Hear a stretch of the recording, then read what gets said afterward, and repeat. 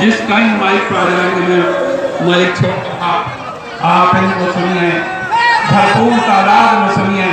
इनके जिंदाबाद जिंदाबाद जिंदाबाद जिंदाबाद जिंदाबाद। बहुत शुक्रिया मोहतरम मोहम्मदुल्लाह साहब का। सेल्फी बाद में रहेंगे भाई, बहुत कम वक्त है, सेल्फी बाद में रहेंगे।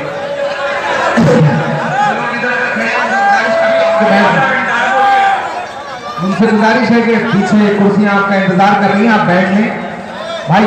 आप थोड़ी देर बैठ जाए, मुझे बोल रहे हैं देख लिया आपने ना, शुक्रिया। अब आइए बैठाइए, असद पे बैठिए। ठाकुर द्वारा वालों, दूसरी तीसरी बार आपके बीच में हाजिरी हुई है, लेकिन रूबरू इस तरह से किसी प्रोग्राम में पहली बार हो रहा। इधर दाहिनी तरफ और इधर सामने मेरी आंखों के जो लोग खड़े हैं, मैं उनसे मुखातिब हूं। मेरी शायरी के हवाले से बारहा आपने मुझे सुना होगा, मुझे जानते होंगे। मैं आज आपसे एक अहम मसले पे बात करने के लिए मुखातिब हूं। हजारों की तादाद में आप यहां इकट्ठा हैं और मौका है लोकसभा के चुनाव का। मैं कांग्रेस पार्टी से आपका प्रत्याशी हूं, एक नौजवान प्रत्याशी, महज 31 साल की उम्र। राहुल गांधी ने एक दिन मुझसे कहा कि इमरान, तुम अपने लोगों की लड़ाई अपनी नज़्मों के जरिए लड़ते हो, अपने लोगों की आवाज बुलंद करते हो, लेकिन अगर सच में अपने लोगों की आवाज बंद करके और उनके आंसुओं को पोंछना चाहते हो तो जाओ पार्लियामेंट का चुनाव लड़ो, जीत करके ऐवाने पार्लियामेंट में पहुंचो और वहां खड़े होकर के लोगों की आवाज बन के बोलो, तब तुम्हारी बातें इतिहास के पन्नों में दर्ज की जाएंगी। राहुल जी का हुक्म था कि मैंने अपने आप को इस लड़ाई का हिस्सा बना दिया। इधर जो दोस्त हैं उनसे गुजारिश है कि थोड़ा सा पीछे हो जाए। सुबह 8 बजे के निकले हैं हम, लगातार गांव दर गांव, शहर दर शहर लोगों से मुखातिब होते हुए अभी आपके बीच पहुंचे हैं। यहाँ से निकल के मुरादाबाद जामा मस्जिद पे प्रोग्राम में वहां पहुंचना है। ठाकुर द्वारा वालों, ये लड़ाई बहुत बड़ी लड़ाई है। ये लड़ाई बिजली, सड़क, नाली और पानी से ज्यादा बड़ी है। ये लड़ाई एक लोकसभा के चुनाव से ज्यादा बड़ी है। ये लड़ाई एक सांसद चुनने से ज्यादा बड़ी है। दरअसल ये हिंदुस्तान के मुस्तकबिल को बचाने की लड़ाई है। ये आपके नस्लों के वजूद को बचाने की लड़ाई है।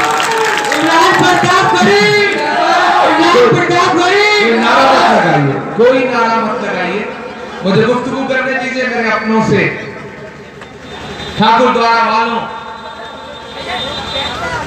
ये लड़ाई ऐसी लड़ाई है कि साक्षी महाराज ने पिछले दिनों अपने भाषण में कहा था कि अगर 2019 में भारतीय जनता पार्टी की सरकार बनती है तो आने वाले दिनों में हिंदुस्तान में चुनाव नहीं होंगे। ये बात किसने कहा? साक्षी महाराज ने कहा। आप अंदाजा लगाइए कि देश की जमहूरियत के लिए कितना बड़ा खतरा है। लेकिन अब आप अंदाजा लगाइए कि नरेंद्र मोदी जी को दिल्ली की गद्दी से कौन हटाएगा? क्या आपको लगता है कि मायावती जी हटाएंगी? इससे पहले 3 बार भाजपा की सरकार बनवा चुकी हैं, गुजरात में जाके प्रचार तक कर चुकी हैं। स्वर्गीय अटल बिहारी वाजपेयी जी को और लालजी टंडन जी को राखी बांध चुकी हैं। कब नरेंद्र मोदी जी और अमित शाह को राखी बांधने कोई भरोसा नहीं है, कोई भरोसा नहीं है। थोड़ी कड़वी बात कह रहा हूं, लेकिन कह रहा हूं, आपको क्या लगता है कि अखिलेश यादव जी हटाएंगे? उनके वालिद मोहतरम आदरणीय नेताजी मुलायम सिंह यादव, जिनका हम भी बड़ा एहतराम करते थे, उन्होंने मुल्क की पार्लियामेंट में अभी महीने भर पहले खड़े होकर के नरेंद्र मोदी जी को आशीर्वाद देते हुए कहा कि हम आपको दुआ देते हैं कि आप फिर जीत करके पार्लियामेंट में आओ, आपके सारे साथी जीत करके आए और आप फिर से प्रधानमंत्री बने। कौन कह रहा है? वो जिनके लिए आपने नमाजों में दुआएं करी हैं, वो जिनकी ईंट में, जिनकी बुनियाद में आपका पसीना आपका लहू शामिल है, जिस पार्टी की बुनियाद में आपके जज्बात शामिल हैं, वो क्या कह रहे हैं कि नरेंद्र मोदी जी आप और आपके सारे साथी फिर जीत के आए। तो उन सारे साथियों में आपके मौजूदा सांसद के लिए भी दुआएं हैं। आपको ये बात समझनी पड़ेगी। उन्होंने ये बयान दिया, उसके बाद समाजवादी पार्टी ने इस बात को अमली जामा पहनाना शुरू कर दिया। मेरा टिकट डॉक्टर एसटी हसन साहब से 1 हफ्ते पहले हुआ था। अगर उनका मकसद भारतीय जनता पार्टी को हराना होता तो वो मुझे बुलाते, अपने सीने से लगाते और कहते कि पिछली बार मैं नहीं हरा सका, जाओ इस बार ये जिम्मेदारी तुम्हारे जवान कंधों पे डालता हूं इमरान, जाओ और भारतीय जनता पार्टी को मुरादाबाद से हराओ, मैं तुम्हारे साथ खड़ा हूं। लेकिन दरअसल उनका मकसद भारतीय जनता पार्टी को हराना नहीं है। वो भारतीय जनता पार्टी को नहीं हरा रहे हैं, भारतीय जनता पार्टी से नहीं लड़ रहे हैं। वो किससे लड़ रहे हैं? नरेंद्र मोदी से नहीं लड़ रहे हैं, वो इमरान प्रतापगढ़ी से लड़ रहे हैं। उनके पिछले 5 दिन 6 दिन के भाषण उठा के देखिए। अभी परसों अखिलेश जी आए थे, तब का भाषण उठा के देखिए, उनके निशाने पर नरेंद्र मोदी नहीं है, सर्वेश सिंह भी नहीं है, उनके निशाने पर सिर्फ इमरान प्रतापगढ़ी है। इमरान प्रतापगढ़ी तो बाहर से आया है, बाहरी है। डॉक्टर एसटी हसन साहब बाहरी वो नहीं होता जो 600 किलोमीटर पैदा हुआ है दूर। पैदा होना, कहां पैदा होना है, ये खुदा तय करता है, हम आप नहीं तय कर सकते।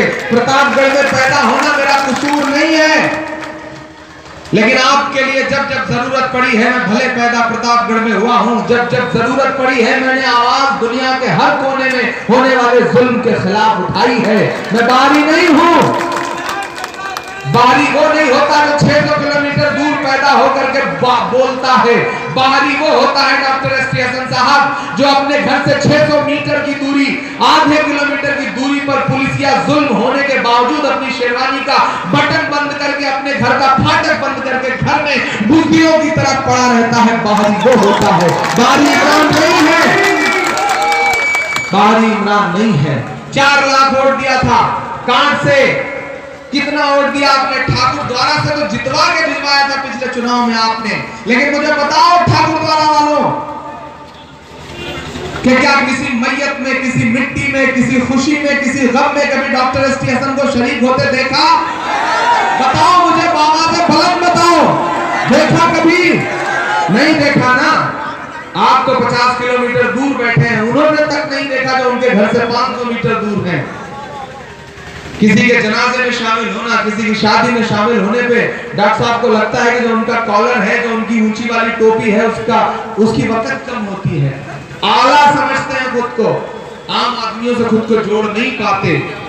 जब मुरादाबाद में बिजली चेकिंग के नाम पर बुनकर मोहल्लों को घेर करके जलील किया जा रहा था बुजुर्गों को, तब डॉक्टर साहब अपने चौखट का जो फाटक था उसे बंद करके घर में बैठे थे। डॉक्टर साहब के सामने मैं कहना चाहता हूं कि डॉक्टर साहब जब आप पुलिस के अदना से सिपाही से बात करने में डरते हैं, तो अगर आपको मुरादाबाद की आवाम पार्लियामेंट भेज भी दे तो आप नरेंद्र मोदी की आंख से आंख मिला के कभी बात नहीं कर सकते, नहीं कर सकते। ठाकुर द्वारा वालों, यहाँ ऐसे भी लोग बैठे होंगे जो मुझसे इत्तेफाक में रखते होंगे, ऐसे भी लोग बैठे होंगे जो अलग पार्टियों में होंगे। इस इलेक्शन को पार्टियों से ऊपर उठ के लड़ो। 100 गूंगों को पार्लियामेंट भेजने से बेहतर है एक बोलने वाली आवाज को पार्लियामेंट पहुंचाओ। ये तुम्हारी नस्लों के मुस्तकबिल का इलेक्शन है, ये तुम्हारी आने वाली नस्लों के वजूद का इलेक्शन है। आने वाले 10 साल बाद, 20 साल बाद जब तुम्हारे यही बच्चे बड़े होकर के तुमसे सवाल करें कि जब नरेंद्र मोदी नाम का तानाशाह मुल्क को बर्बाद कर रहा था तब आप कहां खड़े थे, तब आप बच्चों से नजर मिला के कह सकें कि हां हम खड़े थे एक ऐसे इंसान के साथ जो ऐसी ताकत से लड़ने का दम भर रहा था। पिछले 4 दिन से बीमार हूं, ड्रिप लगी हुई है, इंजेक्शन लेकर के शहर दर शहर 17 घंटे 16 घंटे सिर्फ इस बिसात पे टहल रहा हूं कि मुझे आने वाली नस्लों को बेदार करना है। मैं कल बच्चों से ये कह सकूं कि नहीं, जब नरेंद्र मोदी का खौफ फजाओं में तारी था तब इमरान डरा नहीं था, झुका नहीं था, उसने परवाह नहीं की कि जिंदगी रहेगी या चली जाएगी, उसने ये परवाह नहीं किया कि वो जेल में डाल दिया जाएगा या आजाद रहेगा। मैंने परवाह नहीं करी।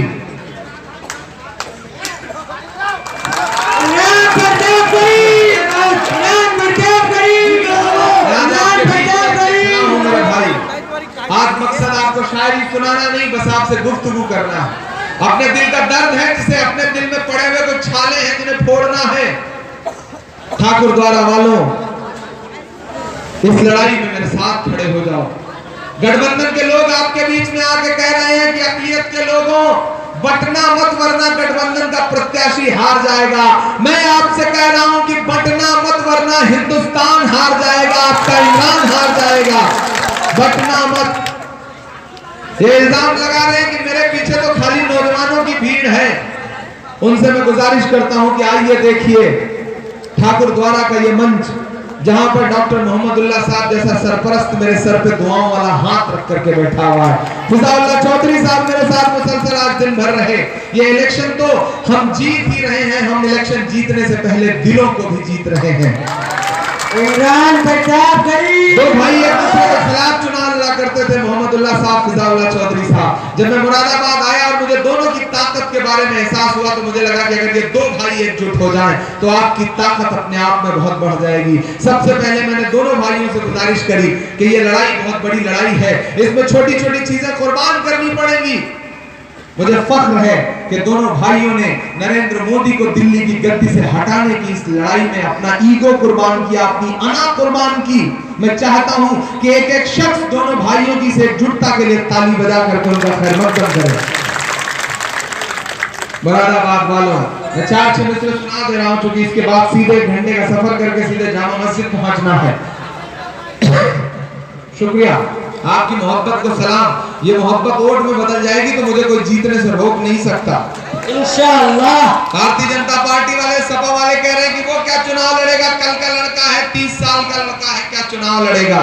उसके पास तो बड़ी गाड़ियों का काफिला नहीं है, उसके पास तो हुजूम नहीं है, उसके पास पैसे नहीं है, उसके पास बंदूकें नहीं है, गोलियां नहीं है। तो मैं ऐसे लोगों को बताना चाहता हूं कि चुनाव सिर्फ समीकरण से, जज्बात से, गोलियों से, बंदूकों से नहीं लड़ा जाता। चुनाव ईमान की ताकत से भी लड़ा जाता है, जो मेरे पास है, मेरे पास है। बुजुर्गों की विरासत पर अभी तक नाज करता हूं। लगना चाहिए कि मैं ठाकुर द्वारा में खड़ा हूं। बुजुर्गों की विरासत पर अभी तक नाज करता हूं। ज़मीं का साथ देने के लिए परवाज करता हूं। सियासत जंग है इस दौर में जमहूरियत वालों। मुरादाबाद से इस जंग का आगाज करता हूँ। मुरादाबाद से इस जंग का आगाज करता हूँ। अब 4 मिसरे और पढ़ता हूँ मेरे भाई। इस लड़ाई को सिर्फ एक लड़ाई मत समझना, लोकसभा का चुनाव मत समझना। जो मैं कहने जा रहा हूं उसको बहुत गौर से सुनना कि एक वादे को निभाने के लिए वोट करो, अपनी दस्तार बचाने के लिए वोट करो, अब तक सबको जिताने के लिए वोट किया, आपके कातिल को हराने के लिए वोट करो, आपके कातिल को हराने के लिए करो।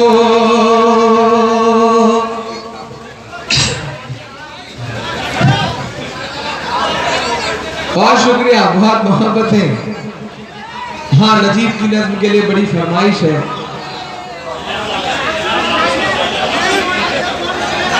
तुम्हारे शहरों के नाम बदलने की साजिशें हो रही हैं, लेकिन इमरान कभी झुका नहीं, इमरान कभी डरा नहीं, इमरान डरने के लिए पैदा नहीं हुआ है। लबों पर हम सजा कर आयते कुरान निकले हैं, वतन पर मरने मिटने का लिए अरमान निकले हैं। जमाना गर तुला है, जान लेने पर तो क्या डरना, हथेली पर सजाकर हम भी अपनी जान निकले हैं, हथेली पर सजाकर हम भी अपनी जान निकले हैं। ये जो भाजपा की सरकार है, इससे जब कोई काम नहीं हो रहा है तो नरेंद्र मोदी जी कह रहे हैं कि पुलवामा के चौकीदार तो चोर है ही, सबको पता है। चुप रहो, चुप रहो भाई, चौकीदार तो चोर है ये साबित हो ही चुका है मेरे भाई। खुद को सच्चाई का ठेकेदार लिखने लग गए, बौखलाहट में सरे बाजार लिखने लग गए। एक नारे से हुकूमत इस कदर घबरा गई, चोर सारे खुद को चौकीदार लिखने लग गए। नरेंद्र मोदी जी अपनी सभाओं में कह रहे हैं कि नौजवानों, पुलवामा के शहीदों के नाम पे वोट दो। बेशर्मी की हद यह है नरेंद्र मोदी साहब, अगर आप पुलवामा के शहीदों के नाम पर वोट मांग रहे हैं तो मुजफ्फरपुर में ऑक्सीजन की कमी से मरने वाले बच्चों के नाम पे भी वोट मांग के दिखाइए। अगर हिम्मत है तो वोट मांग के दिखाइए, ईवीएम की लाइन में ना करें। अल्लाह के वास्ते, अगर आप पुलवामा के शहीदों के नाम पर वोट मांग रहे हैं तो मांगिए वोट, मांगिए वोट। नोटबंदी के बाद उन लोगों के नाम पर भी जो एटीएम की कतारों में, बैंक की लाइनों में लग करके मर गए। शरीफ आजाद साहब, सलमा आगा साहिबा पूर्व चेयरमैन, संजीव सिंघल साहब, मोहम्मद इस्लाम साहब, मोहम्मद असलम साहब, यासीन कुरैशी साहब, इन लोगों की मौजूदगी में मैं 4 मिसरे पढ़ता हूं साहब। उनसे जब कोई काम नहीं होगा, अख्तर साहब, शमीम चौधरी साहब, मोहम्मद सलीम साहब, बहुत शुक्रिया, आपकी मोहब्बत को सलाम। शमीम कुरैशी साहब, उनसे जब कोई काम नहीं होगा तो जानते हैं वो क्या करेंगे?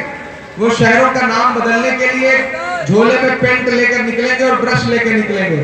तो इलाहाबाद बदल करके कुछ और कर देंगे, फैजाबाद बदल करके कुछ और कर देंगे। लेकिन मैं कहता हूं कि तुम्हारे पहले बोला है, तुम्हारे बाद बोलेंगे। तुम्हारे पहले बोला है, तुम्हारे बाद बोलेंगे। तुम्हारे फैसले बिल्कुल हैं बेबुनियाद, बोलेंगे। मिटा दो नाम कागज से, दिलों पर फिर भी लिखा है इलाहाबाद बोला है, इलाहाबाद बोलेंगे। इलाहाबाद बोला है, इलाहाबाद बोलेंगे। ठाकुर द्वारा वालों, इस लड़ाई में मेरा साथ दीजिए। मुझे आपके बच्चों के लिए पार्लियामेंट में खड़े होकर के सवाल करना है। मुझे सरकार से छीन करके आपके मुरादाबाद के लिए यूनिवर्सिटी लानी है। मुझे आपके बच्चों के लिए, मुरादाबाद के लिए आईएएस और आईपीएस की फ्री कोचिंग लानी है। अजान शुरू हो गई है, बहुत शुक्रिया, इंशाल्लाह फिर मुलाकात होगी आपसे।